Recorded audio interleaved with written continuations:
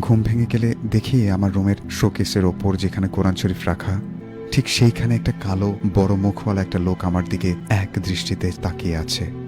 চোখ ঘোলাটে হলেও একটু ক্লিয়ারভাবে দেখার চেষ্টা করলাম। তার একটু পাশেই দরজা বরাবর কি যেন একটা আমার দিকে এগিয়ে আসছে। এখনো ভুলতে পারিনি ওই চেহারাটা। আমি অনেক চেষ্টা করেও আমি মা করে ডাকতে পারিনি। তৎক্ষণাৎ আমার মুখ থেকে কোনো শব্দ বেরোচ্ছিল না। প্রচণ্ড ভয়ে আমি চোখ বন্ধ করেছিলাম।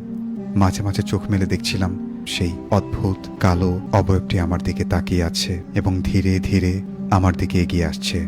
অনেক চেষ্টা করে আমি দোয়া পড়তে লাগলাম। দেখলাম দোয়া পড়ার পর জোরে জোরে কথা বেরোচ্ছে। ঠিক তখনই আমি আমার মা বলে চিৎকার করে উঠি। তখন আমি খুব অসুস্থ ছিলাম। সিদ্ধান্ত নিলাম হুজুরের কাছে যাব। যেদিন সিদ্ধান্ত নিলাম সেদিন রাতে আমার রুমের জানালা খোলা ছিল। আমি যখনই সেই রুমের জানালা লাগাতে গেলাম, ঠিক সেই মুহূর্তে একটা শীতল